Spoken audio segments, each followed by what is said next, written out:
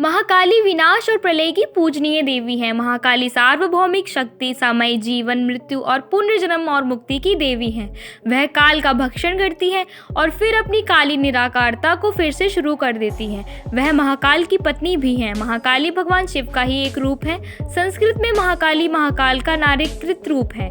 पार्वती और उनके सभी रूप महाकाली के विभिन्न रूप हैं। माँ काली की कथा की अनेक अलग अलग कहानियाँ मिलती हैं। आज हम पुराणों में वर्णित माँ काली की कथा का वर्णन करेंगे। माँ काली शक्ति का एक भयानक रूप है। एक दुष्ट राक्षस के विनाश के लिए उनका अवतरण हुआ था।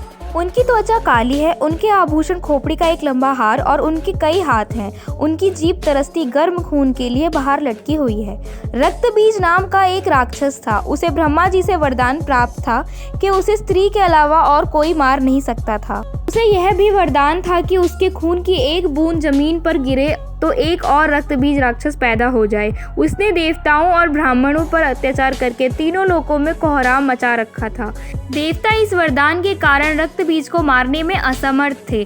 युद्ध के मैदान में जब देवता उसे मारते हैं तो उसके खून की हर बूंद जो जमीन को छूती है खुद को एक नए और अधिक शक्तिशाली रक्तबीज में बदल देती है और पूरे युद्ध के मैदान को लाखों रक्तबीज के साथ युद्ध करना पड़ता। निराशा में देवताओं ने मदद के लिए भगवान शिव को रुख किया, लेकिन जैसे ही भगवान शिव उस समय गहरे ध्यान में थे, देवताओं ने मदद के लिए उनकी पत्नी पार्वती की ओर रुख किया। देवी ने तुरंत काली के रूप में उस खूंखार दानव से युद्ध किया। माता युद्ध करते समय जैसे ही उसे मारती तो रक्तबीज के शरीर की बूंद से एक नया रक्तबीज उत्पन्न होने लगा। तब माता ने अपनी जीभ का आकार बड़ा कर लिया और फिर रक्तबीज का जैसे ही रक्त गिरता तो वह माता की जीभ में गिरता।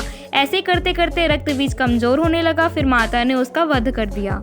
रक्तबीज का वध करने के बाद महाकाली माता का क्रोध शांत नहीं हो रहा था। उनका अति विकराल स्वरूप के सामने आने से सब लोग डरने लगे और उनके सामने जो भी आता उनका विनाश कर देती। उनको स्वयं ही नहीं पता था कि वह कर क्या रही हैं।